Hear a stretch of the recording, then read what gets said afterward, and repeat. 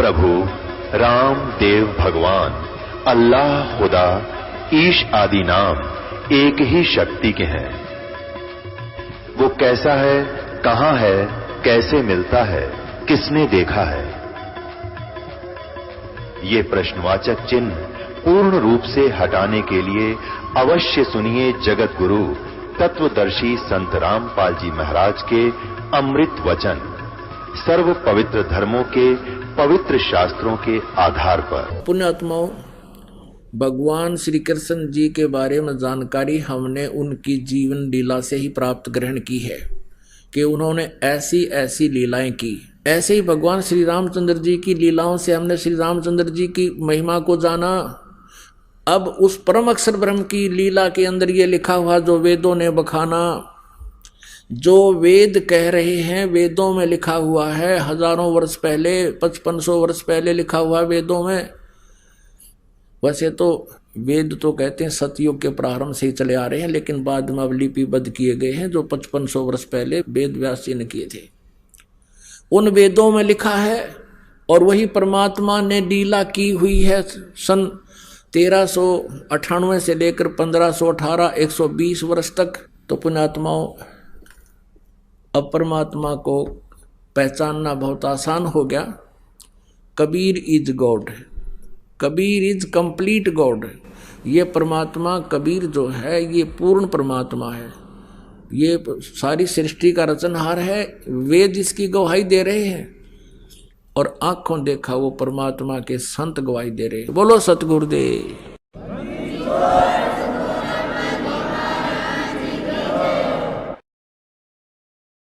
पूर्ण ब्रह्म, परम अक्षर ब्रह्म, सर्व सृष्टि रचनहार कबीर देव जी, ये हम सभी आत्माओं के जनक हैं। ये हम सबके उत्पत्ति करता है। उसी परमेश्वर की असीम कृपा से आप जी यहाँ सत्संग के अंदर उपस्थित हुए हो। पुण्यात्माओं,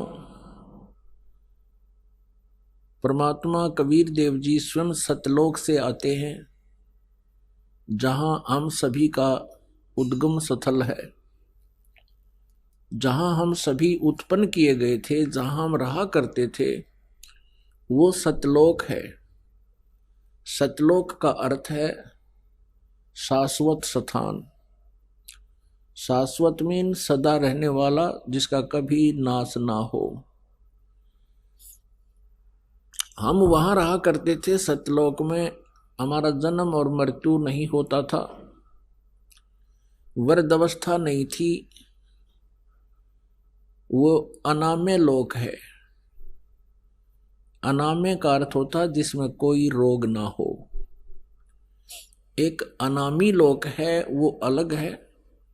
अनाम्य का अर्थ होता है जिसमें कोई रोग ना हो। हम उस लोक में रहा करते थे और हम अपनी गलती के कारण, अपनी नासमझी के कारण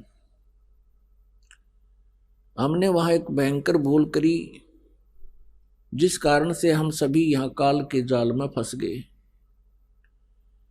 ये काल का लोक है जो श्रीमद् भगवत गीता अध्याय नंबर 11 के श्लोक 32 में खुद कहता है कि मैं काल हूं अर्जुन, अब सभी को खाने के लिए आया हूं, सबका नाश करूंगा। अर्जुन श्री कृष्ण को बहुत अच्छी तरह जानता था। श्री कृष्ण अर्जुन के साले थे, क्योंकि श्री कृष्ण की बहन सुभद्रा अर्जुन से ब्याही थी। और उसके पश्चात भी उस समय जब वो काल प्रकट हुआ, काल आया, प्रवृत्त हुआ, श्री कृष्ण जी के शरीर में प्रवेश होकर के और फिर शरीर से बाहर निकल के उसने अपना विराट रूप दिखाया, श्री कृष्ण का शरीर ओझल कर दिया।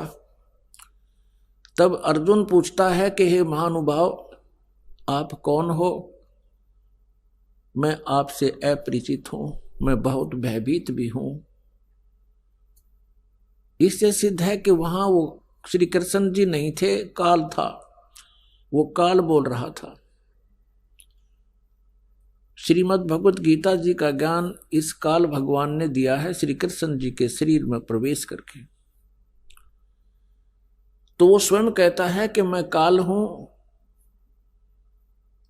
और अब प्रवृत्त हुआ हूं। यदि श्री कृष्ण गीता जी का ज्ञान दे रहे होते तो ये शब्द प्रयोग नहीं करते और न ही अर्जुन को ये पूछने की आवश्यकता पड़ती आप कौन है। ये वो काल है जो प्रत्येक कार्य प्रत्येक कर्म ये धोखे से करता है, प्रत्येक को मिसगाइड रखता है, किसी को भी सत्य से परिचित नहीं होने देता। और गीता जी अध्याय नंबर 4 के श्लोक 5 और 9 में ये खुद कहता है, अर्जुन तेरे और मेरे बहुत जन्म हो चुके हैं, तू नहीं जानता मैं जानता हूं। मेरे जन्म और कर्म अलौकिक हैं। इसके कर्म अलौकिक ऐसे हैं कि ये किसी को सच्चाई से परिचित नहीं होने देता, अपने वास्तविक रूप को कभी किसी के सामने प्रत्यक्ष नहीं करता। ये काल है जिसके लोक में हम फंस गए हैं। और ये स्वयं अर्जुन कह रहा है, क्योंकि वो श्री कृष्ण मान रहा था उनको, कह रहा कि हे भगवान आप तो देवताओं को भी खा रहे हो। 11वें अध्याय के 21वें श्लोक में आप ऋषियों को भी खा रहे हो और वो आपसे ही मंगल कामना कर रहे हैं, प्रार्थना कर रहे हैं अपनी सुरक्षा की, आप उन्हें भी खा रहे हो। कुछ आपकी दाढ़ों में लटके हुए हैं, सब के सब आपके मुख में समा रहे हैं। तो 11वें अध्याय के 32वें श्लोक में कहता, अर्जुन मैं काल हूं, मैं अब प्रवृत्त हुआ हूं और तू ना युद्ध करेगा तो भी मैं इनको मार डालूंगा, मैंने इनको खाना है। तो ये लोक इस काल का है और यहां जन्म और मृत्यु कंपलसरी है, क्योंकि इसको काल भगवान को एक श्राप लगा हुआ है 1 लाख मानव शरीरधारी प्राणियों का नित आहार करने का। पुण्यात्माओं, जैसे ये स्थूल शरीर तो यहां रह जाता है, हम तो इसके काम लगे रहते हैं। कोई जमीन में गाड़ देता है, कोई सवा कर देता है, संस्कार कर देता है, जला देता है, कोई जल प्रवाह कर देता है, कोई वैसे जंगल में डाल देता है। ये स्थूल शरीर को नहीं खाता, इसके अंदर सूक्ष्म शरीर है और सूक्ष्म शरीर के अंदर पूरे जीवन में मानव शरीर के अंदर जितने भी ये व्यसन करता है, आहार करता है, उसका सूक्ष्म तत्व समावेश हो जाता है सूक्ष्म शरीर में। और उस सारे 1 लाख मानव शरीरधारी प्राणियों को तपतशिला के ऊपर एक बहुत बड़ी तपतशिला माने अपने आप गर्म एक तवे जैसी पत्थर की टुकड़ी है, उसके ऊपर डाल देता है। वो स्वतः गर्म रहती है, बहुत बहुत गर्म होती है और सभी प्राणियों को उसको ऊपर डाल देता है। फिर वो वहां प्राणी ऐसे तड़प तड़प कर जैसे खील भुन्या करें, ऐसे चटक पटक करते हैं और वो मरते नहीं। सूक्ष्म शरीर में पीड़ा बहुत होती है, सब तौबा बोल जाते हैं। उनसे निकले हुए गंध को वो काल खाता है। अपने आत्माओं, जिसका उद्देश्य ही यहां खाना है, मारना है और इसीलिए जन्म और मृत्यु यहां कंपलसरी है, तो ऐसे लोक में हम रह रहे हैं। अब ये गीता ज्ञानदाता ज्योत स्वरूपी निरंजन भी कहलाता है। ये 21 ब्रह्मांड का स्वामी है, 21 ब्रह्मांड का मालिक है, प्रभु है, राम है। इसको ब्रह्म भी कहते हैं, ब्रह्म। और इसी को सरपुरुष भी कहते हैं, जो गीता जी अध्याय नंबर 15 के श्लोक 16 और 17 में 3 पुरुष बताए हैं। एक सरपुरुष सरपुरुष ये खुद है, ये ज्योत स्वरूपी निरंजन भी कहलाता है, ये काल भी कहलाता है। और एक अक्षर पुरुष, अक्षर पुरुष 7 संख ब्रह्मांड का स्वामी है, 7 संख ब्रह्मांड का स्वामी, 7 संख नील पद्म संख, वो अक्षर पुरुष कहलाता है। अक्षर का अर्थ होता है जिसका नाश ना हो, अविनाशी। लेकिन वास्तव में ये अक्षर पुरुष जिसे परब्रह्म भी कहते हैं, ये भी अविनाशी नहीं है, इसकी भी आयु सीमा है। इसीलिए गीता जी अध्याय नंबर 15 के श्लोक 17 में कहा है कि उत्तम पुरुष तु अन्य परमात्मा इति उदाहरते, यह लोक तरम आविश्य विवर्ती अवै ईश्वर है। उत्तम पुरुष, जैसे गीता जी अध्याय नंबर 15 के श्लोक नंबर 16 में 2 पुरुष बताए, सरपुरुष और अक्षर पुरुष, और साथ में यह भी निर्णय दिया है कि इनके तथा इनके अंतर्गत जितने भी प्राणी हैं ये सभी नाशवान हैं, और जीवात्मा किसी की मरती नहीं, वो अमर है। इसलिए 17वें श्लोक में 15वें अध्याय के तुरंत कहा है कि उत्तम पुरुष है तू अन्य, यानी पुरुषोत्तम पुरुष, उत्तम उत्तम पुरुष, उत्तम माने श्रेष्ठ, पुरुष माने प्रभु, यानी अच्छा भगवान। तो इसका मतलब है कि दोनों अच्छे नहीं है, सरपुरुष भी और अक्षर पुरुष भी। इसलिए उत्तम पुरुष अन्य बताया है और उसी को परमात्मा कहा जाता है, और वही तीनों लोकों में प्रवेश करके सबका धारण पोषण करता है, वो है वास्तव में अविनाशी परमात्मा। अब यहां ये भ्रमित संत ऋषि गुरु आपको भ्रमित कर सकते हैं। 15वें अध्याय के 18वें श्लोक में गीता जी में ये सरपुरुष गीता ज्ञानदाता कहता है कि मैं लोक वेद के आधार से पुरुषोत्तम प्रसिद्ध हूं, क्योंकि मेरे अंतर्गत मेरे 21 ब्रह्मांड में जितने भी प्राणी मेरे प्राधीन हैं उनसे मैं उत्तम हूं, उनसे श्रेष्ठ हूं, उनसे तगड़ा हूं। इसलिए मैं पुरुषोत्तम नाम से प्रसिद्ध हूं। केवल लोकवेद, लोकवेद माने दंत कथा, जो वास्तविक ना हो। जैसे हम अभी तक श्री ब्रह्मा जी, श्री विष्णु जी, श्री शिव जी को अजन्मा कहा करते थे, सुना करते थे, इनके कोई माता पिता नहीं, इनको सर्वेश्वर, महेश्वर, मृत्युंजय, कालज्य, सर्वेश्वर कहा करते थे। ये लोकवेद था, ये दंत कथा थी। वास्तव में इनके इतिहास में लिखा है, इनकी जीवनी में लिखा है कि नासवान है और इनकी जन्म मृत्यु होती है। इनकी माता दुर्गा है और पिता ज्योति निरंजन काल, ये सरपुरुष है। ये स्वयं भी स्वीकार करता गीता जी अध्याय नंबर 10 के श्लोक नंबर 2 में कि मेरी उत्पत्ति को न तो देवता जानते हैं, न ये सिद्ध पुरुष और न ये ऋषि जानते हैं, क्योंकि ये सभी मेरे से उत्पन्न हुए हैं। तो पुण्यात्मा, वो पुरुषोत्तम कोई और है, और वो पुरुषोत्तम रहता कहां है? वो शाश्वत स्थान में रहता है, सनातन परमधाम में रहता है, और वहां से चलकर आता है। हम सभी आत्माएं उस परम अक्षर ब्रह्म सत्य पुरुष कबीर देव जी की हैं।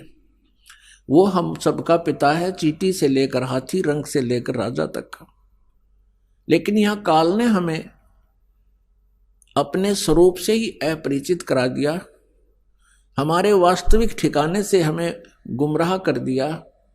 यहां जन्म मरण का विधान हमें फाइनल बता दिया, अपने आप को इसने निराकार सिद्ध करवा दिया। क्योंकि ऋषि महर्षियों ने परमात्मा पाने की चेष्टाएं की, क्योंकि आत्मा परमात्मा से बिछड़ने के उपरांत उसी दिन से इसकी खोज में लग गई, क्योंकि आत्मा को परमात्मा के अभाव का बहुत गहरा धक्का लगा। पुण्यात्माओं, जब तक आपके घर पर बिजली आई हुई है, बल्ब भी चल रहे हैं, कूलर भी चल रहे हैं, पंखा भी चल रहा है, और भी आवश्यक कार्य आप जो कर रहे हैं वो भी हो रहा है, और जिस समय वो बिजली चली जाती है फिर आपको उसकी आवश्यकता महसूस होती है, उसका अभाव आपको खटकता है और सारा दिन कट लग जाए तो पसीने छूट जाते। तो ऐसे ही आत्मा को, हम सभी को वहां बहुत सुख था, किसी चीज का कोई अभाव नहीं था। जो ही हम इस काल के साथ यहां इसके लोक में आए, हमारा वो लाइट चली गई, परमात्मा से मिलने वाली राहत हमें समाप्त हुई, खत्म हुई। और हमारे जितने इन्वर्टर चार्ज थे, जब तक वो चलते रहे तो हम सोचते रहे मौज हो रही है, और जब हमारे इन्वर्टर की बैटरी डिस्चार्ज हो गई, फिर हम गधे और कुत्ते सुअर बना दिए गए इस काल के द्वारा, इस काल के लोग।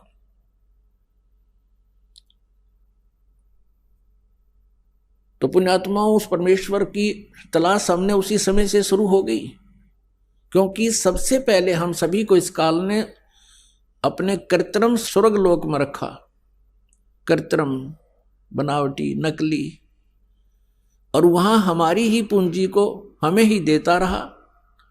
एक रेस्टोरेंट बना लिया इसने। हम जो वहां राम नाम की पूंजी लेकर आए थे, उस रेस्टोरेंट में इसने हमसे छीन ली और सुविधाएं जो देता था उसके चार्जिंग शुरू कर दिए, उसके चार्ज हमसे लेने शुरू कर दिए। जब हम कंगाल हो गए, पृथ्वी पर पटक दिए, कुत्ते और गधे सुअर बना दिए, और मनुष्य जीवन, एक मानव जीवन इसने हमें देना पड़ रहा है, क्योंकि इसको परमात्मा ने एक श्राप लगा दिया। यदि पुण्यात्माओं इसको परमात्मा श्राप नहीं देते, परमेश्वर कबीर जी, तो यह हमें मनुष्य जीवन कभी नहीं देता, इस पृथ्वी पर पटक देता सजाएं भोगने के लिए, और ऊपर हमें कभी भी अपने मूल ठिकाने का पता नहीं लगता। ये रहम किया भगवान ने। तो वो परमात्मा, ऋषि महर्षियों ने परमात्मा के पाने का प्रयत्न किया। वेद परमेश्वर कबीर जी द्वारा दिए गए थे, 5 वेद। इस काल भगवान ने उनमें से 4 रख लिए, एक नष्ट कर दिया, 5वां वेद सूक्ष्म वेद। उस सूक्ष्म वेद के अंदर सभी जानकारी थी, हम कौन हैं, कहाँ से आए हैं, हम यहाँ कैसे फंसे हैं, और वापस सवलोक जाने का, अपने सतलोक जाने का कौन सा मार्ग है, कौन सी विधि है, कौन सी वे ऑफ वर्शिप है, पूजा की विधि है, उसमें पूरी डिटेल से लिखा हुआ है। जैसे गीता जी अध्याय नंबर 4 के श्लोक नंबर 32 में गीता ज्ञानदाता कहता है कि जो आपने ज्ञान सुना है अध्याय नंबर 4 के 25 से लेकर 31 तक, कोई कैसी साधना करता है, कोई देवताओं को पूजता है, कोई केवल योग अभ्यास ही करता है, कोई स्वाध्याय करता है, कोई अहिंसा के कठिन व्रत रखता है, मुंह पर पट्टी बांध ली, नंगे पैरों घूमना, ये सब साधनाएं कर रहे हैं, लेकिन अपनी अपनी साधना को ये पापनाशक ही जानते हैं। लेकिन चौथे अध्याय के 32वें श्लोक में कहा है कि वो वास्तविक इन यज्ञों की जानकारी, यज्ञ माने धार्मिक अनुष्ठानों की जानकारी, सच्चिदानंद घन ब्रह्म की वाणी में, ब्रह्मणे मुखे, ब्रह्मणे मुखे माने सच्चिदानंद घन ब्रह्म यानी परम भी सभी लोग पुनरावृत्ति में है। पुनरावृत्ति का अर्थ है वहां गए हुए प्राणी भी पुनर्जन्म मृत्यु में आते हैं। वो शाश्वत स्थान नहीं है, वो सनातन परम धाम नहीं है, वो भी विनाश में आता है। ऋषि महर्षियों ने ओम नाम का जाप जपना शुरू किया, क्योंकि यजुर्वेद अध्याय नंबर 40 के मंत्र नंबर 15 में स्पष्ट किया है कि वायु अनिलम अमृतम अथिदम बसवांतम शरीरम ओम कर्तु समर किलवे समर कर्तुम समर। अब इन ऋषि महर्षियों ने यहां से ओम नाम तो सिलेक्ट कर लिया कि परमात्मा का केवल एक ओम मंत्र है, उसका काम करते करते विशेष कसक के साथ मनुष्य जीवन का प्रथम कर्तव्य जान के ओम नाम का जाप कीजिए और अपना मूल कर्तव्य जानकर कीजिए, कसक के साथ कीजिए। जिससे क्या होगा कि जब शरीर छूट कर जाएगा, जब तेरा अंत होगा, भस्मांतम शरीरम, शरीर भस्म होगा, तेरे शरीर का अंत होगा, देहांत होगा, उस समय तू उससे उस अमरत्व को प्राप्त करेगा जो ओम नाम के जाप से तुझे प्राप्त हो सकता है। वो कितना हो सकता है, उसकी भक्ति और साधना पर डिपेंड करता है। तो उसके आधार से वो हो सकता है एक कल्प युग तक भी रह सकता है, हो सकता है एक महाकल्प तक भी रह सकता है। महाकल्प होता है ब्रह्मा जी की एक आयु, ब्रह्मा जी की मृत्यु को महाकल्प कहते हैं। और 1000 जो उसका दिन है, 1000 की रात्रि, इसको कल्प बोलते हैं। 1000 चतुर्युग की जो, और इतने ही का दिन इतनी ही रात्रि, तो इसको एक कल्प बोलते हैं। और ब्रह्मा जी की आयु को एक महाकल्प कहते हैं। तो वहां जितने जिसने साधना की है, ओम नाम के जाप का जितने अधिक मंत्र किए हैं, कोई कम किए हैं, तो उसी आधार से कोई कितने वर्ष तक, कोई कितने वर्ष तक रह करके फिर पुनर्जन्म में अवश्य आते हैं। तो ऋषि महर्षियों ने यजुर्वेद के 40वें अध्याय के मंत्र 15 में ये तो ले लिया कि ओम नाम है, लेकिन क्या उनकी आंखें बंद हो गई थी? 40वें अध्याय में भी ही, यजुर्वेद अध्याय नंबर 40 के ही मंत्र नंबर 10 और 13 में एक स्पेशल इंस्ट्रक्शन दी है वेद ज्ञानदाता ने कि कोई तो परमात्मा को संभव माने जन्म उत्पन्न होने वाला कहता है, जैसे श्री राम, श्री कृष्ण और श्री परशुराम आदि के रूप में, और कोई असंभवात, यानी कोई कहता वो जन्म नहीं लेता, कोई संभवात कहता है, कोई असंभवात कहता है। लेकिन इसकी विशेष जानकारी, वास्तविक जानकारी तो धीराणाम माने तत्वदर्शी संत, जिनका ज्ञान टिकाऊ है, धीर पुरुष, वही बता सकते हैं, उनसे सुनो। तो इससे सिद्ध है कि वेद ज्ञान भी इनकम्प्लीट है, लेकिन गलत नहीं है।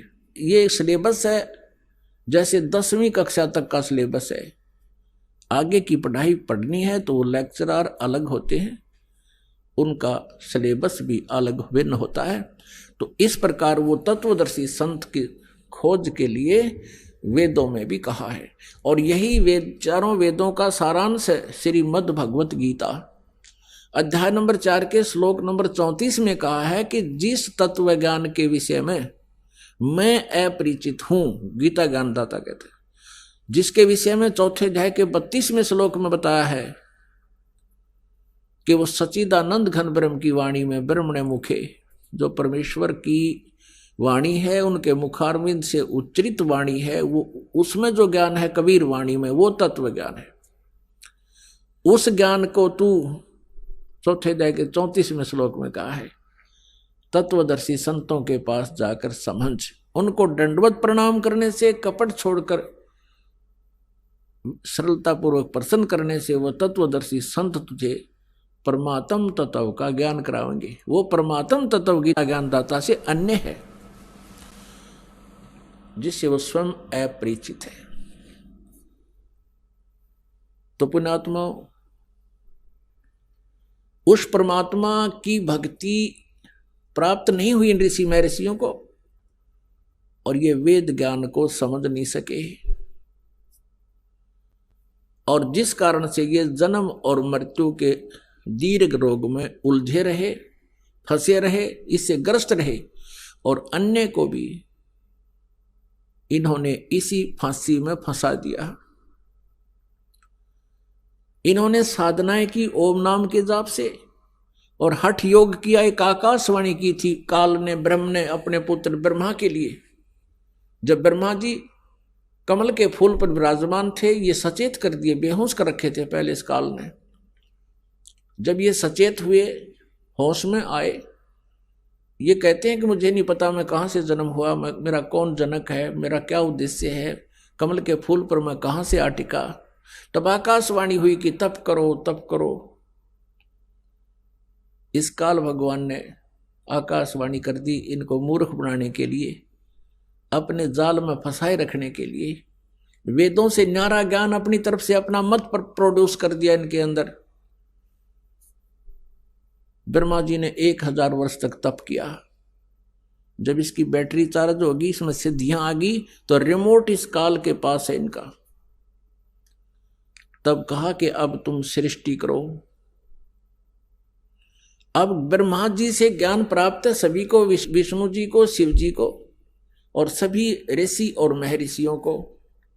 अब ब्रह्मा जी से प्राप्त ज्ञान के आधार से ब्रह्मा जी ने इनको मिसगाइड कर दिया क्योंकि वो स्वयं भी भ्रमित था। इन्होंने कहा कि परमात्मा की आकाशवाणी हुई थी, मैंने 1000 वर्ष तक तप किया, मेरे अंदर बहुत पावर आ गई, शक्ति आ गई, वचन से भी उत्पत्तियां होने लगी और भी बहुत सी क्रियाएं अपने आप होने लगी। और ओम नाम का जाप वेदों में फाइनल मंत्र है। इस ज्ञान के आधार से ऋषि महर्षि साधकों ने हजारों वर्षों तक साधनाएं की, हठ योग किए, क्योंकि सतयुग में लाखों वर्ष की आयु होती है। उनको परमात्मा प्राप्ति नहीं हुई, अन्य सिद्धियां आ गई। उन सिद्धियों को प्राप्त करके ये स्वयं ही प्रभु पाक गए। जैसे दुर्वासा जी के पास सिद्धि थी, उसके वचन में इतनी शक्ति होगी, किसी का ये कह दे तेरा विनाश होगा, उसका विनाश हो जाता। अब जैसे अगस्त ऋषि को उपलब्धि होगी, उसने 7 सागरों को एक ही घूंट में समुद्रों को पी लिया, आकाश में उड़ जाने की सिद्धियां होगी, एकदम अंतर ध्यान हो जाने की सिद्धियां होगी। इस प्रकार से ये अन्य व्यक्तियों से कुछ अटपटे से हो गए, जिस कारण से इनको हमने मैं ऋषि मान लिया। लेकिन ये काल के द्वारा भ्रमित और अपना जीवन नष्ट करते रहे। अब गीता जी अध्याय नंबर 11 के श्लोक नंबर 47 और 48 में गीता ज्ञानदाता कहता, अर्जुन ये मेरा वास्तविक रूप है, मैं काल हूं। 11वें अध्याय के 32वें श्लोक में स्पष्ट किया है। और मेरी प्राप्ति, मेरे इस स्वरूप के दर्शन ना तो पहले कोई कर सका तेरे अतिरिक्त, और ना आगे कोई कर सकता।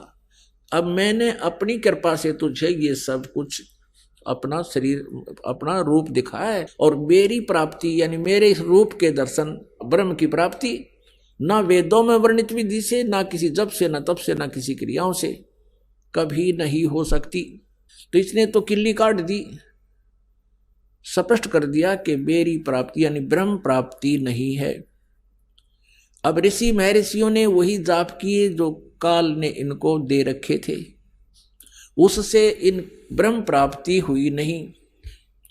इन्होंने अपने अनुभव की पुस्तकें उपनिषद बना डाले।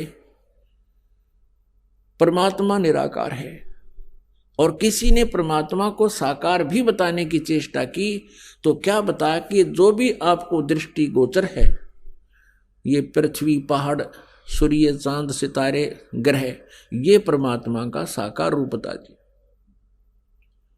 और आज तक यही अज्ञान आधार सबके अंदर भरा पड़ा था। अब पुण्यात्माओं, गीता ज्ञानदाता और वेद ज्ञानदाता ये ब्रह्म है। ये स्वयं कहता है कि उस परमात्म तत्व की जानकारी तो तत्वदर्शी संत बताएंगे, वो इन्हें मिला नहीं, वो इनको मिले नहीं, और मिले तो इन्होंने माना नहीं। क्योंकि परमेश्वर कबीर देव जी ये हमारे सबके मालिक हैं, और यही यहाँ हमें इस यथार्थ ज्ञान को, सूक्ष्म वेद को जो काल ने नष्ट कर दिया, समाप्त कर दिया, उसको पुनः देने के लिए, बताने के लिए आते हैं। तुम कौन हो, कहाँ से आए हो, तुम यहाँ किस लिए जीवित हो, एक पल में ना जाने किसकी मृत्यु हो जावे, और तुम्हें मूर्ख बना रखा है। ये तुम्हारी कार है, ये तुम्हारी कोठी है, ये तुम्हारी संपत्ति है, और ऐसा नहीं करोगे तो डरा के रखता ये मन सबको, इस आत्मा को भयभीत रखता है, तेरा विनाश हो जाएगा, तू ऐसा नहीं करेगा तो ऐसा हो जाएगा, सत्संग में जाएगा तो पीछे से हानि हो जाएगी। और वो हानि तो एक दिन होनी है, जब भगवान से दूर रहे तो मृत्यु हो जाएगी। फिर वो जिस लाभ के लिए सारा जीवन खो दिया वो परमानेंट खत्म हुआ। तो इन बातों को हमने गहराई से सोचना पड़ेगा। सत्संग में आने से आपको ज्ञान होता है,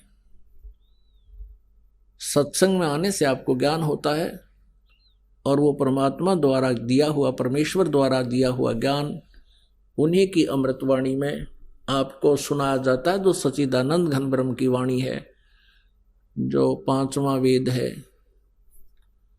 उसके आधार से परमात्मा हमें बताते हैं कि तुम जो साधनाएं करते हो, जिस लोक में रह रहे हो, ये काल का लोक है और यहां कोई भी प्राणी सुखी नहीं है। परमात्मा स्वयं आए, कबीर देव जी चारों युगों में आते हैं, सतयुग में सत्सुकृत नाम से प्रसिद्ध होते हैं और पूरे युग में सत्सुकृत नाम के महापुरुष के नाम से जाने जाते हैं, ऋषि के नाम से। त्रेता युग में मुनिंदर नाम से उनकी प्रसिद्धि होती है और द्वापर युग में करुणा में नाम से, और कलयुग के अंदर उन कबीर नाम से, उनके वास्तविक नाम से ही वो प्रकट होते हैं। यही नाम रखवाते हैं जो उनका वास्तविक नाम है, कबीर देव, कबीर साहब। अपनात्मा परमात्मा वैसे भी अन्य कई रूपों में प्रकट होते रहते हैं, लेकिन कबीर देव जो उनका नाम है ये इस युग में प्रसिद्ध रहेगा। इसके इक्विवेलेंट और कोई प्रसिद्धि परमात्मा की नहीं होगी। परमात्मा के ज्ञान के प्रचार बहुत कुछ होंगे, उससे हमें लाभ भी बहुत मिलेगा, लेकिन परमात्मा का नाम कबीर देव ही चलेगा कलयुग में। तो चारों युगों में आकर के परमेश्वर ने ज्ञान तो हमें दिया, लेकिन इस काल ने हमें स्वीकार नहीं करने दिया। अब वो परमेश्वर अपने सतलोक शाश्वत स्थान से चलकर आते हैं, सनातन परम धाम से चलकर आते हैं। उस सनातन परम धाम में, सतलोक में कोई कष्ट प्राणी को नहीं होता। वहां जरा और मरण नहीं है। जरा मीन बुढ़ापा, मरण मीन मृत्यु। वहां जरा मरण नहीं है, वहां कष्ट कोई नहीं किसी के शरीर में, किसी प्रकार की कोई टेंशन नहीं है। उस लोक में हमें जाने से लाभ होगा, सर्व सुख होंगे। उसका भेद काल ने छुपा दिया और ऑप्शन छोड़ दिया कि उसको तो तत्वदर्शी संत बता सकते हैं, उनसे पूछ लो, मुझे नहीं मालूम। अब परमात्मा सतलोक से चलकर गति करके आते हैं और अपनी प्यारी आत्माओं को अपने विषय में पुनः जानकारी देते हैं। हमने प्रभु की परिभाषा पढ़ रखी है कि वो निराकार है। परमात्मा आते थे, स्वयं कहते थे मैं परमेश्वर हूं, सारी सृष्टि का रचनहार हूं, मेरा नाम कबीर है। कबीर देव जो वेदों में तुम कबीर देव पढ़ते हो वो मैं ही हूं, और कुरान शरीफ में जो तुम अल्लाहु अकबर कबीरा खबीरा पढ़ते हो वो भी मैं ही हूं। मेरी ही महिमा का गुणगान है। लेकिन सभी धर्मों के धार्मिक व्यक्ति भ्रमित हैं, सभी परमात्मा को निराकार मान रहे हैं और प्रत्येक ने शास्त्रविद साधना करके, कंप्लीट साधना ना मिलने से, पूर्ण साधना ना मिलने से, भक्ति ना मिलने से बहुत कुछ ट्राई की, प्रयत्न किए, परमात्मा ना मिलने से ये बात अपना अनुभव पूरे समाज में प्रोड्यूस कर दिया, पूरे समाज में भर दिया कि परमात्मा निराकार है। तो परमेश्वर सतलोक से चलकर आते हैं, सनातन परमधाम से चलकर आते हैं, जहां जाने के बाद प्राणी को फिर कष्ट नहीं होता। इसी का समर्थन गीता ज्ञानदाता 18वें अध्याय के 62वें श्लोक में कहता, अर्जुन तो सर्वभाव से उस परमेश्वर की शरण में जा, उसकी कृपा से तू परम शांति को और सनातन परम धाम को प्राप्त होगा। परम शांति को और सनातन परम धाम को प्राप्त होगा। अपने विषय में कहता अर्जुन 7वें अध्याय के 5 और 7वें अध्याय के, गीता जी के 7वें अध्याय के 5 और 7 श्लोक में अपने विषय में कहता अर्जुन मेरी भक्ति कर तो मुझे ही प्राप्त होगा, लेकिन युद्ध तो करना ही पड़ेगा। युद्ध भी कर, मेरा स्मरण भी कर।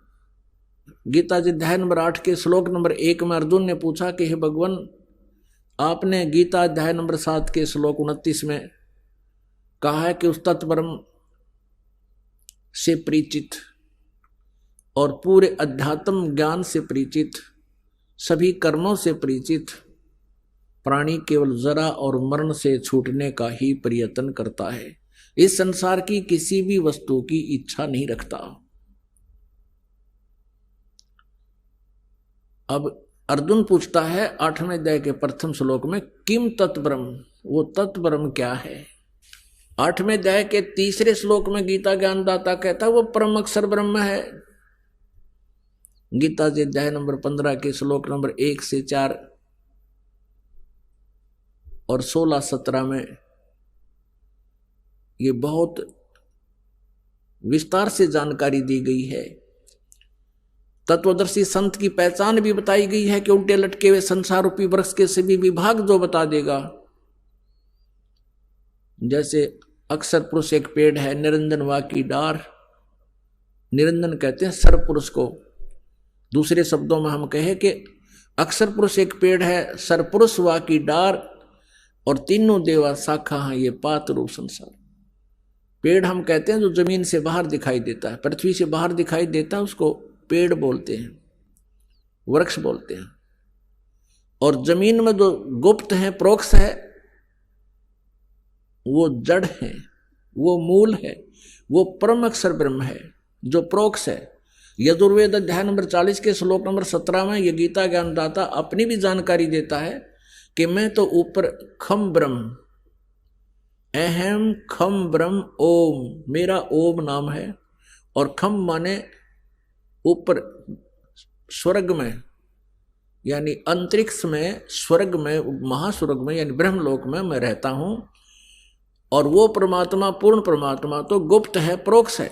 तो यहां गीता जी अध्याय नंबर 15 के श्लोक नंबर 1 में लिखा कि ऊपर को जड़ वाला, नीचे को तीनों गुण रूपी शाखा वाला, ये उल्टा लटका हुआ संसार रूपी वृक्ष है। और जो संत इसके सभी विभाग बता देगा, पत्तों सहित, जड़ से लेकर पत्तों तक, भाई तना कौन भगवान है फॉर एग्जाम्पल है, और जड़ कौन भगवान है इस संसार रूपी वृक्ष की।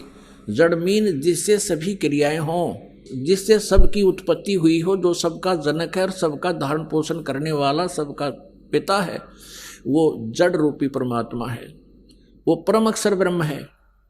और तना जो है ये अक्षर ब्रह्म है, और उससे निकली हुई मोटी डार समझो ये सर्व ब्रह्म है। और उस सर्व ब्रह्म का यानी उस डार का 3 शाखाएं हैं, ये रजगुण ब्रह्मा, सतगुण विष्णु, तमगुण शिव जी रूपी शाखाएं हैं, और हम पात रूप संसार। तो परमात्मा ने आकर बताई थी सच्चिदानंद घन ब्रह्म की वाणी में, उस तत्व ज्ञान में बताया कि अक्षर पुरुष एक पेड़ है, निरंजन वा की डार और तीनों देवा शाखा है ये पात रूप संसार। गीता ज्ञान दाता कहता है कि जब तुझे तत्वदर्शी संत प्राप्त हो जा, उसके पश्चात 15वें अध्याय के 4 श्लोक में कहा कि उसके पश्चात परमेश्वर के उस परम पद की खोज करनी चाहिए, जहां जाने के बाद साधक फिर कभी लौटकर संसार में नहीं आते, अर्थात वो पूर्ण मोक्ष प्राप्त कर जाते हैं, उनके सब संकट मिट जाते हैं। और फिर कहता है कि जिस परमेश्वर ने अपने से अन्य परमेश्वर के बारे में कह रहा है कि जिस परमेश्वर से संसार रूपी वृक्ष की प्रवृत्ति विस्तार को प्राप्त हुई है, अर्थात जिसने सभी ब्रह्मांडों की रचना, सभी आत्माओं की रचना की है, और उसी की भक्ति कर, नथिंग एल्स। गीता ज्ञानदाता कहता है कि उसी की भक्ति कर, मैं भी उसी की शरण में हूं और सबकी पूजाएं त्याग दे तू। 15वें अध्याय के 16 और 17 में 3 प्रभु, सर्वपुरुष, अक्षर पुरुष और परम अक्षर पुरुष, सर्वब्रह्म, अक्षर ब्रह्म, परम अक्षर ब्रह्म, इन तीनों की जानकारी विस्तार से है। पुण्यात्माओं, गीता जी अध्याय नंबर 7 के श्लोक नंबर 5 और 7 में गीता ज्ञानदाता कहता है मेरी भक्ति कर, मुझे प्राप्त होगा, लेकिन शांति कति नहीं, युद्ध भी करना होगा, युद्ध भी कर, मेरा स्मरण भी कर। और यदि गीता जी अध्याय नंबर 18 के श्लोक नंबर 62 में कहा कि तुम परम शांति चाहिए, सनातन परम धाम चाहिए, तो उस परमेश्वर की शरण में जा। किसकी में? परम अक्षर ब्रह्म की शरण में जा।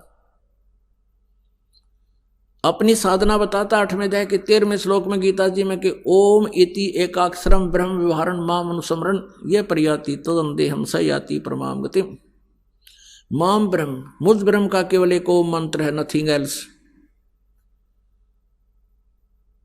और इसका सुमरण कर अंतिम श्वास तक। इससे ओम नाम से मिलने वाली परम गति यानी ब्रह्मलोक प्राप्ति होगी। लेकिन ब्रह्मलोक में गए हुए प्राणी भी फिर जन्म मृत्यु में आते हैं, पूर्ण मोक्ष नहीं। गीता जी अध्याय नंबर 8 के श्लोक नंबर 16। यहां अनुवादकर्ताओं ने थोड़ी सी गड़बड़ी कर रखी है। उन्होंने अनुवाद ये कर दिया कि ब्रह्मलोक पर्यंत, ये तो ठीक कर दिया कि गए हुए प्राणी भी पुनर्वर्ती में है। अनुवाद उन्होंने वहां कर गलत कर रखा है कि मुझे प्राप्त प्राणी का फिर पुनर्जन्म नहीं होता। नहीं, उसका अर्थ ये बनता है कि जो ये नहीं जानते कि ब्रह्मलोक पर्यंत भी सभी पुनरावर्ती में है, वो मुझे प्राप्त भी पुनर्जन्म को प्राप्त होते हैं। न विद्यते, विद्य का जानना होता है, जानना भी होता है। एक अक्षर का केवल एक ही अर्थ नहीं होता। इन्होंने विद्य माने नहीं होता, ये विद्य माने होना लिख दिया। विद्य माने जानना भी होता है। तो ये नहीं जानते जो कि मेरे प्राप्त प्राणी भी का पुनर्जन्म होता है, तो वो ब्रह्मलोक तक जाते हैं, वहां जाकर भी फिर वापस पुनरावृत्ति में ही रहते हैं। इसलिए तो उसने कहा कि मेरे और तेरे बहुत जन्म हो चुके हैं। चौथे अध्याय के 5वें और 9वें श्लोक में, दूसरे अध्याय के 12वें श्लोक में गीता जी में स्पष्ट किया है इसने, और 10वें अध्याय के दूसरे श्लोक में कि मेरी उत्पत्ति को, मेरा जन्म तो होता है लेकिन मेरे जन्म को ये ऋषि, महर्षि, ब्रह्मा विष्णु महेश, ये ऋषि नहीं जानते, क्योंकि ये मुझसे उत्पन्न हुए। अब पिता के जन्म को संतान नहीं बता सकती, पिता के जन्म को दादाजी बता सकते हैं। तो उस दादाजी ने, यानी हम सबके मालिक ने, कबीर देव ने, परम अक्षर ब्रह्म ने स्वयं यहाँ आकर के ये सर्व ब्रह्मांडों की रचना कैसे हुई और वो सब ज्ञान सृष्टि रचना में हमें बताया। लेकिन हमने लोकवेद बहुत सुन रखा था, परमात्मा के इस यथार्थ ज्ञान को हम स्वीकार करने में असमर्थ रहे। अब परमात्मा ने हमें समर्थ कर दिया, हमें शिक्षित कर दिया। हम काल के द्वारा भ्रमित उन ऋषि गुरुओं पर आधारित नहीं रहे, हम स्वयं अपने सदग्रंथों को पढ़ और पढ़ा रहे हैं और भगवान को पहचान रहे हैं। परमात्मा का पहचानना कठिन है, परमात्मा का पाना, मोक्ष कराना बहुत आसान है।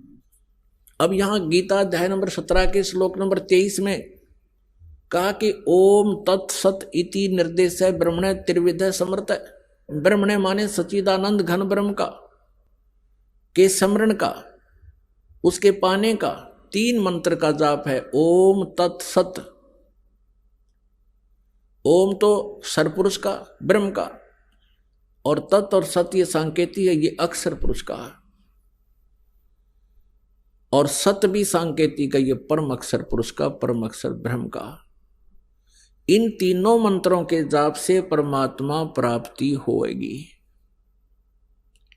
परम अक्षर ब्रह्म की प्राप्ति होगी। केवल ओम नाम का जाप करने से ब्रह्मलोक प्राप्ति होगा। जैसे कोई जड़ी है, कोई भी एक जड़ी है, जैसे हरड़ है या सौंठ है या कोई अन्य जड़ी है, उसको अकेली को खाने से उसका कुछ अन्य लाभ होता है, और उसको 2-3 जड़ियों में मिला दिया जाए, उसका कुछ और ही प्रारूप बदल जाता है, गुण में वृद्धि हो जाती है, अलग से क्रिया करता है।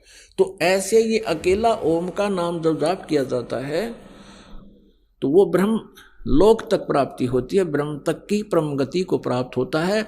और जिसको गीता जी अध्याय नंबर 7 के श्लोक नंबर 18 में गीता ज्ञानदाता कहता है कि ये ऋषि जन, ऋषि महर्षि जो ज्ञानी आत्मा है वो हैं तो उदार, जो चौथे नंबर के हैं, एक आरत, एक अर्थार्थी, तीसरा जिज्ञासु और चौथा ज्ञानी। ये ज्ञानी हैं तो उदार आत्मा, लेकिन ये मेरे वाली अनुतमाम मैंने कति श्रेष्ठ गति में ही ये आस्थित रहे, आश्रित रहे। लेकिन ये आत्मा बहुत अच्छी है, भगवान के लिए समर्पित है, लेकिन मेरे वाली गति में ही ये आश्रित रहे। आइए अब हम उन श्रद्धालुओं के अनुभव जानते हैं जो जगत गुरु तत्वदर्शी संत रामपाल जी महाराज जी से दीक्षा प्राप्त कर चुके हैं तथा उनके द्वारा बताए गए भक्ति मार्ग पर चल रहे हैं। नमस्कार सर। नमस्कार जी। सर क्या नाम है आपका? मेरा नाम नौजाराम। सर आप कहाँ के रहने वाले हैं? पीपला, तहसील कुंभलगढ़, जिला राजसमंद, राजस्थान से जी। सर संत रामपाल जी महाराज से नाम दीक्षा आपने कब ली? परम संत सतगुरु रामपाल जी महाराज से नाम दीक्षा 9 दिसंबर 2011 को ली जी। सर संत रामपाल जी महाराज से नाम दीक्षा लेने से पहले क्या आप कोई भक्ति साधनाएं भी करते थे? हाँ जी, परम संत सतगुरु रामपाल जी महाराज से नाम दीक्षा लेने से पूर्व मैं बाबा रामदेव जो जैसलमेर में हुए हैं उनकी साधना करता जी। और उनकी साधना करते करते हम भजन कीर्तन में भी जाते थे। भजन कीर्तन में जब हम भजन कीर्तन सुनते थे तो उसमें वाणियाँ अलग बात बताती थी। उसमें वाणी बताती थी कि ब्रह्मा विष्णु महेश्वर माया ये भी आवा गुंडे हंसला वेगम देश वेदों से न्यारा जन्म मरण से डर रहे। तो इस वाणी को सुनकर हमारे आत्मा में सन्नाटा उठता था कि हम जो भक्ति कर रहे हैं ये भक्ति हमें मोक्षदायी नहीं है। तो हम हमारे वहाँ के जो लोकल गुरुजी जो होते थे संत उनको पूछते थे कि आप ये वाणी जो बता रही है इसके लिए क्या निचोड़ है। तो उन्होंने कहा कि भाई भक्ति आप जो कर रहे हैं पहले गुरु बनाओ। तो उन्होंने दो तरह के गुरु बताए, एक तो विश्वासी साधु और एक दशानामी। तो कहा आप दशानामी भक्ति लो पहले, इस भक्ति से आपको लाभ मिलेगा। तो उसमें हम बहुत दुखी थे, उस दुख के कारण हाँ वो भक्ति भी नहीं कर पाते और हम पहले दुख के बारे में पूछते थे। तो कोई जे संत जो साधना बताता था हमें कि भाई आप इन भैरू जी की पूजा कर लो, कोई बोलता कि इन माता जी की पूजा कर लो। वो करते करते हम थक चुके थे। उस समय मैं बहुत दुखी था। मेरे 2008 में मेरे पिताजी की मृत्यु हो गई थी, जो एक गंभीर बीमारी के कारण हुई थी, श्वास की बीमारी थी। हम परिवार में मेरी माँ और मेरा भाई और एक बहन थे। बहन की शादी 2002 में हो चुकी थी। उसके बाद हम आर्थिक तंगी से परेशान होने के कारण न तो कहीं भक्ति में मन लगता था न कोई कमाई में मन लगता था, क्योंकि हमारे पास कमाई का कोई साधन ही नहीं था। ऐसी साधना करते करते हमारी साधना का कोई सिर पैर ही नहीं था। वो जो साधना हम कर रहे थे उससे दुखी भी थे और हमारे को विश्वास भी नहीं हो रहा था कि भगवान हमारी कोई मदद कर सकता है। तो ऐसा करते करते जब हम मेरे पिताजी ऑफ हुए उसके बाद में हमारे उधर एक रीति रिवाज चला हुआ है कि उजली जोत करवाना। तो उस समय साधु संतों से वो भजन कीर्तन करवाते हैं। तो उस उजली जोत में उन्होंने मुझे बताया कि भाई आपको अब दीक्षा लेनी पड़ेगी, क्योंकि ये जोत बंद नहीं होती है। तो मैंने कहा भाई मैंने तो आपसे कुछ पूछा ही नहीं है और मेरी कोई शंका है तो वो कैसे दूर होगी। तो उन्होंने बताया मुझे कि आप ऐसा करें, सुबह सारी गुरुजी जिससे आप दीक्षा ले रहे हो उनसे बात कर लेना, वो आपको सारी बात समझा देंगे। अभी आप दीक्षा ले लो। उन्होंने उस समय मुझे और मेरी पत्नी को नाम दीक्षा देने के लिए वहाँ बिठाए। नाम दीक्षा तो क्या होती है, वो ऐसे बिठाए और उन्होंने सिर पे चाकू रखा और कान में फूंक लगा करके बोला भाई आपकी गुरु दीक्षा हो गई। फिर बोला भाई सुबह बात करेंगे। जब सुबह गुरुजी फ्रेश होकर हाथ मुंह धो करके जब चाय पे ले रहे थे उस समय हम गुरुजी से डिस्कस के लिए पूछा तो बोला भाई थोड़ी देर बाद रुको। वो उन गुरुजी का नाम था वरदा राम जी, जो हमारे आसपास के गांव के आत्मा गांव के निवासी थे। वो उनसे हमने गुरु दीक्षा ले रखी थी। तो उन्होंने हमें बताया कि भाई तुम भक्ति करने के लिए एक फल छोड़ना पड़ेगा गुरु दीक्षा लेने से पहले। तो मैंने कौन सा फल छोड़ना है? तो उन्होंने कहा भाई कोई भी तुम फल सेलेक्ट कर लो। तो मैंने अमरूद सेलेक्ट किया। मैं अमरूद नहीं खाऊंगा जी, ठीक है। फिर उन्होंने मुझे बोला कि आपको जो मंत्र देता हूँ इन मंत्रों की साधना करनी है। उन्होंने मुझे मंत्र दिया, ओम सोम तत् तंत तारक अक्षय नाम अजन नाम भजन नाम, ऐसे मंत्र दिए। मैंने बोला कि इन मंत्रों की कैसे साधना करनी है? तो उन्होंने बोला कि इनको रटते रहो। तो मैंने कहा 108 बार रटना है, कैसे रटना है? कि तू तो ज़्यादा प्रश्न कर रहा है, ऐसे प्रश्न नहीं करना चाहिए गुरुजी के सामने। तो मैं चुप हो गया। ऐसा करते करते फिर वहाँ से भी मेरा दिल नहीं लगा। फिर मैंने सोचा कि अब क्या करूँ। तो फिर मैंने और घर की समस्या के कारण मैं देवी देवताओं के मंदिरों में और भोपाल जी के पास में जा जाके थक चुका था। एक बोपे में मेरा विश्वास हो गया कि जब मेरे पिताजी बीमार थे तो उस भोपा जी के पास में गया तो भोपा जी ने बताया कि भाई कल तेरा पिताजी दिन को 12 बजे आकाश से गोला गिरेगा। कहने का मतलब ये था कि वो मर जाएंगे। तो उस समय मैं ऐसा कंफ्यूज हो गया कि क्या होगा, कल क्या होगा। ऐसी वो पूरी रात हम टेंशन में निकाली। और जब पिताजी को हम सुबह हॉस्पिटल उदयपुर लेके गए महाराणा भोपाल चिकित्सालय में, वहाँ उनकी डॉक्टर कैलाश जैन से दवाइयाँ चलती थी और वहाँ हॉस्पिटल में लेके गए, हॉस्पिटल में उनकी डेथ हो गई। जैसे तैसे करके उनको घर लेके आए, उनका दाह संस्कार किया। फिर मन में एक प्रश्न आया कि भी ये भोपा जो कहता है वो सही है। इसने कल बताया था कि आपके पिताजी की मृत्यु हो जाएगी कल, तो उसी समय हो गई, तो इसका मतलब ये सही है। तो उसके घर में जाना आना होता रहा। उनको हम बोलते रहे भाई भोपा जी हमारे घर में ये समस्या है, क्या करें। तो उन्होंने जिसको हम मुट्ठी बोलते हैं उसको देख करके बताता था कि भाई आप ये करो ऐसे करिए बताता था वो। तो उससे हमें कोई लाभ नहीं हुआ। तो सर आपने बताया कि आपने गुरु बनाए हुए थे और भक्ति साधनाएं कर रहे थे, लेकिन फिर भी दुखी थे। तो इन सब के चलते फिर संत रामपाल जी महाराज की शरण में आप कैसे आए? सर जी, मैं परम संत सतगुरु रामपाल जी महाराज के चरणों में मेरा आना ऐसा हुआ कि जब मैं बहुत दुखी था और ज्ञान से भी मुझे बहुत तड़प थी, तो उदयपुर में मेरे मामा जी रहते हैं। वहाँ पे वो जानते थे मेरे घर की स्थिति, तो वो 2-3 महीने से पहले वो परवाला आश्रम में आए हुए थे। उन्होंने बताया मुझे कि एक पुस्तक देता हूँ, उस पुस्तक को पढ़ना, अगर तेरे को अच्छी लगे तो फिर मुझे वापस बताना। तो वो पुस्तक थी भक्ति सौदागर का संदेश भाग 2। उस पुस्तक को मैं लेके गया और पढ़ने लगा, तो 8 दिन में वो पुस्तक मैंने कंप्लीट कर ली। और पुस्तक को पढ़ करके मैं बहुत ही भाग्यशाली समझने लगा। वो दुख तो मैं भूल गया और मैं परमात्मा की खोज में मैंने ये सोचा कि परमात्मा मुझे मिल गया है। तो परम संत रामपाल जी महाराज के चरणों में आने के लिए मैं तैयार हो गया। उनको मामा जी को मैंने बताया कि मामा जी मुझे वहाँ चलना है। तो मामा जी ने कहा बेटे पहले पूरा ज्ञान समझ ले और घर वालों को भी समझा दे कि भाई अपन इस रास्ते जा रहे हैं, वापस घर आकर के नाम खंडित कर देगा तो लाभ नहीं मिलेगा। तो मैंने घर में सबसे विचार विमर्श कर करके तैयार हो गए और हम सतलोक आश्रम बरवाला के लिए 8 दिसंबर 2011 को रवाना हुए।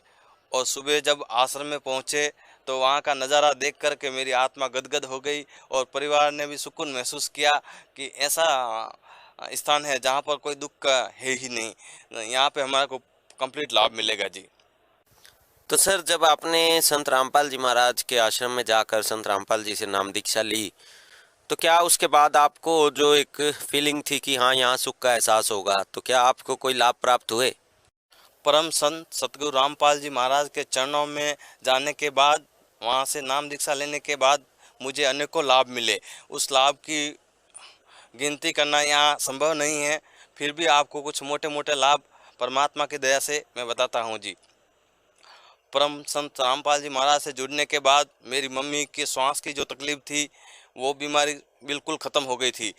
वो पहले मम्मी जी को डेली दवाइयाँ लेनी पड़ती थी। डॉक्टर ओपी मीणा जो MLSU हॉस्पिटल में जो MBBS हॉस्पिटल है उदयपुर, वहाँ से दवाई चलती थी। उन्होंने बताया कि भाई ज़िंदगी भर दवाई लेते रहना है, धुएं में नहीं रहना है और मिट्टी का जहाँ धूल उड़ती हो वहाँ पर इनको नहीं रखना है। तो मैंने बोला ये तो हमारे लिए संभव नहीं है। फिर भी कहा भाई अगर इनको रखना है स्वस्थ तो ऐसा करना पड़ेगा, नहीं तो इनकी बीमारी कटने वाली नहीं है। लेकिन परम संत सतगुरु रामपाल जी महाराज के चरणों में आने के बाद वो 1 साल तक भक्ति करते करते उनकी बीमारी जड़ से ख़त्म हो गई। वापस हमने उन्हीं डॉक्टर को दिखाया, वो जो हमारे पास रिपोर्ट थी उनको दिखाए। उन्होंने पूरी रिपोर्ट देखी और वापस एक्सरे निकलवाया और कहा भाई आज के बाद आपको दवाई भी नहीं लेनी है जी। तो परम संत सतगुरु रामपाल जी महाराज की कृपा से ये हमारे को विशेष लाभ मिला। और मेरी पत्नी को मिर्गी के दौरे पड़ते थे, जो डॉक्टर उनसे दवाइयाँ चलती थी 2007 से, तो वो दवाई चलते चलते भी मिर्गी के दौरे पड़ते थे। डॉक्टर साहब को हम बोलते थे कि सर हमारे इसको दवाई लेते लेते भी दौरे पड़ते हैं, कभी समय अनुसार दवाई लिया करो। फिर हम किसी और दूसरे डॉक्टर को दिखाते थे तो वो बताते थे कि इनको दवाई लेते लेते भी आराम होना संभव नहीं है, ये बीमारी ख़त्म नहीं होती है। लेकिन परम संत सतगुरु रामपाल जी महाराज के चरणों में आने के बाद वो मिर्गी के दौरे ख़त्म हो गए। लेकिन भगतमती तंबाकू का सेवन करती थी, तो वो मेरे जानकारी में न होने के कारण भी वो तंबाकू खाती थी। तो हमने बताया कि आपने दौरे वापस पड़ने लग गए तो आपने कोई नाम खंड किया है, तो मुझे नहीं बताया कि उन्होंने नाम खंड किया है। उन्होंने फिर जैसे हम आश्रम आए थे तो उस समय वहाँ पे संघ का समाधान है, वहाँ पे जा कर के उन्होंने अपनी गलती बताई, वापस नाम शुद्धिकरण करवाया। तो 4-5 साल तक उनको दौरे नहीं पड़े। वापस उन्होंने नाम खंड कर दिया। फिर वापस गुरुजी से माफ़ी मांगी। अब वो परमात्मा की दया से आराम से भक्ति कर रही है और परमात्मा ने उन पे दया की और वो मिर्गी के द्वारे पूरे कंप्लीट खत्म हो गए। और एक लाभ हमारे को ऐसा मिला, अभी अभी परमात्मा की दया से हम गुरुजी के दर्शनों के लिए नामदान केंद्र उदयपुर जा रहे थे। रिटर्न आते वक्त हमारे बाइक का एक्सीडेंट हो गया और हम दोनों, भगतमती और मैं, हम दोनों बाइक पे आ रहे थे। तब सामने से ट्रेलर आया और हमारे को, हमारा वो जो रास्ता है वो सिंगल था तो उतरने का कोई स्थान ही नहीं था। तो हमने एकदम विचार किया कि अब क्या करें। परमात्मा को याद किया और पत्थर पे चढ़ा दी गाड़ी। तो पत्थर पे गाड़ी चढ़ाई तो गाड़ी पत्थर पे जाकर रुक गई और मैं वहीं गिर गया और भगतमती मेरे से ऊपर होकर 3-4 गुलाटी खा करके आगे चली गई। मैंने पीछे मुड़ के देखा तो भगतमती कहाँ गई, तो ऐसा सोचने लगा कि वो तो ट्रेलर के नीचे आ गई। तो परमात्मा की दया से भगतमती ने बताया कि मैं आगे खड़ी हूँ, परमात्मा की दया से हम बच गए। ऐसा करके हम परमात्मा की दया से घर पहुँचे। तो परमात्मा के चरणों में आने के बाद हमारे को अनेकों लाभ मिले हैं। तो सर, आपने बताया कि संत रामपाल जी महाराज की शरण में आने के बाद आपकी माता जी ठीक हुए, आपकी पत्नी की बीमारी भी ठीक हुई और अनेकों लाभ आपको प्राप्त हुए। तो जो श्रद्धालु आज आपको देख रहे हैं, आप उन्हें क्या संदेश देना चाहेंगे? परम पिता परमेश्वर सतगुरु रामपाल जी महाराज से जुड़ने के बाद हमारे को अनेकों लाभ प्राप्त हुए। तो हम मानव समाज को संदेश तो नहीं दे सकते, संदेश तो परमात्मा दे रहे हैं, लेकिन हम उनको प्रार्थना कर सकते हैं कि आप पूर्ण संत सतगुरु रामपाल जी महाराज का ज्ञान समझे और उनसे नाम दीक्षा लें, अपना मोक्ष कराएं। क्योंकि धरती पर पूर्ण गुरु उस समय एक ही होता है, जगत गुरु विश्व चैंपियन एक ही होता है। अगर 2 विश्व चैंपियन होते हैं तो फिर वो विश्व चैंपियन नहीं कहला सकते। तो उस समय वो विश्व चैंपियन जगत गुरु रामपाल जी महाराज ही हैं आज वर्तमान में। और वो मानव समाज को संदेश दे रहे हैं कि आप अपने इन नकली धर्म गुरुओं में जो उलझे पड़े हो, अपने शास्त्र पुनः देखो और अपनी जो वास्तविक भक्ति हैं उसको कर करके निज घर सतलोक को चलो जी। सर, संत रामपाल जी महाराज से नाम दीक्षा कैसे ले सकते हैं? अभी आप एक नंबर देख रहे हैं पीली पट्टी में, उस नंबरों पर कॉल करके जानकारी करके नज़दीकी नाम दान सेंटर पर जाकर के आप नाम दीक्षा ले सकते हैं जी। धन्यवाद सर। सत साहिब जी।